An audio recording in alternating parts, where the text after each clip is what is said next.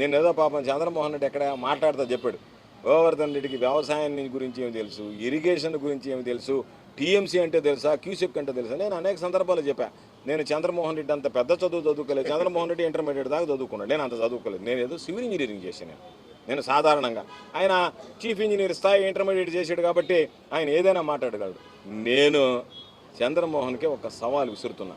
ఓరి ఎరుపువా, ఒకవేళ నీకు నిజంగా కనుక ధైర్యం ఉంటే నువ్వు ఏ రోజు వచ్చినా సరే నీకు సివిల్ ఇంజనీరింగ్ సంబంధించి హైడ్రాలిక్స్ అంటే ఏంది, ఫ్లూయిడ్ మెకానిక్స్ అంటే ఏంది, హైడ్రాలిక్ మెషిన్స్ అంటే ఏంది, వాటికి సంబంధించి నీకు ట్యూషన్ పెట్టి ఒకవేళ నువ్వు ముద్దోడువైనా నువ్వు నేర్చుకోపోయినా ఎరగదీసైనా నేర్పిస్తాను నీకు ఏ విధంగా హైడ్రాలిక్స్ కానీ ఫ్లూయిడ్ మెకానిక్స్ కానీ వాటికి సంబంధించి టీఎంసీ అంటే ఏంది, క్యూసెక్స్ అంటే ఏంది, గ్రావిటీ ఫ్లో అంటే ఏంది, ఏది కావాలో నేను నేర్పిస్తాను. ఏదో జక్కా వెంకయ్య గారు మహానుభావుడు, ఆయన దగ్గర పోయిన వాళ్ళు మొక్కలు నేర్చుకొని నువ్వేదో పెద్ద చీఫ్ ఇంజనీర్ లాగో ఇంజనీర్ చీఫ్ లాగో ఇరిగేషన్కి సంబంధించి కాటన్ కన్నా నేనే విన్నా అన్నట్టుగా మాట్లాడడం కాదు. చేతులు బారలేసి నువ్వు అడిగిన దానికి అనేక సందర్భాలు చెప్పావు. ఎందుకంటే కుక్క ఇంటి ముందుకు వచ్చి కవ్వు నరుస్తుంది, దెబ్బ కొట్టమనుకో మరొక దెబ్బ మళ్ళీ వస్తుంది కాసేపు. అట్లా నువ్వు అరిసి వెళ్ళిపోవడం కాదు. నీకు ధైర్యం ఉంటే నా సవాల్ని స్వీకరించి నువ్వు రా, మన ఇద్దరం మాట్లాడదాం, ఇరిగేషన్ సబ్జెక్టే మాట్లాడదాం, మీడియాని పెట్టుకొని రైతుల మధ్యలో మాట్లాడదాం.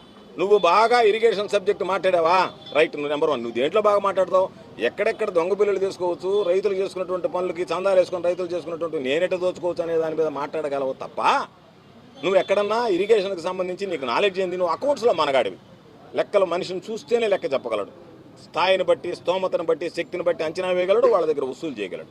కాబట్టి ఆ స్థాయిలో మేము ఎవరు మనికిరాం. నువ్వు అకౌంట్స్లో మాత్రం నెంబర్ 1 కానీ ఈరోజు ఏదో చెప్పినట్టుగా నేను అది చేశాను ఇది చేశాను ఆయనకి అది తెలియదు అని చెప్పి మాట్లాడడం కాదు.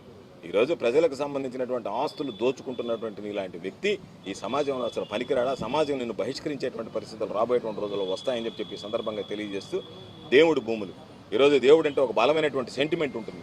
అటువంటిది దేవుడు భూములనే మీరు కాజేసి మీరు అమ్ముకుని మీరు ఇష్ట ప్రకారం వ్యవహరిస్తుంటే నేను ఈరోజు మరలా చెప్తున్నా, ఈరోజు అసిస్టెంట్ కమిషనర్ ఎండోమెంట్స్ ఆఫీస్ ముందు నిలబడి చెప్తున్నా, మీరు చర్యలు తీసుకోకపోతే విచారించి దీని మీద న్యాయస్థానాన్ని ఆశ్రయిస్తాం. నేను ఇచ్చినటువంటి ఫిర్యాదు ప్రకారం దేవాలయ భూమి ఉందా లేదా నిర్ధారించండి. ఇప్పటికే నా మీద అనేక రకాలైనటువంటి కేసులు పెట్టారు. నేను మరలా ఈ జిల్లా కలెక్టర్ గారికి ఎస్పీ గారికి చెప్తున్నా, ఆ వేసినటువంటి సిమెంట్ రోడ్డులో దేవాలయ భూమి సంబంధం లేదు అంటే మీరు నా మీద మరొక కేసు పెట్టండి, ఆ కేసును కూడా ఎదుర్కోవడానికి నేను సిద్ధంగా ఉన్నానని చెప్పి సందర్భంగా తెలియజేస్తూ, పవిత్రమైనటువంటి శివుడికి సంబంధించి కార్తీక మాసంలో శివాలయాల భూములకు సంబంధించి పోరాడాల్సినటువంటి రావడం, దేవుడి భూములకు సంబంధించి మాట్లాడాల్సినటువంటి రావడం అత్యంత దురదృష్టకరమైనటువంటి పరిస్థితులు. నెల్లూరు జిల్లాలో ఈరోజు అన్ని రకాలైనటువంటి అవినీతి కార్యక్రమాలు, అరాచక కార్యక్రమాలు, అరాచక ప్రభుత్వం ఇది కూటమి ప్రభుత్వం. అటువంటి అరాచక పాలనలో దేవుడికి కూడా దిక్కు లేకుండా పోయినటువంటి పరిస్థితుల్లో ఆ వేదన తెలియజేయడానికి ఈరోజు అన్ని విధాలు ఇక్కడికి వచ్చి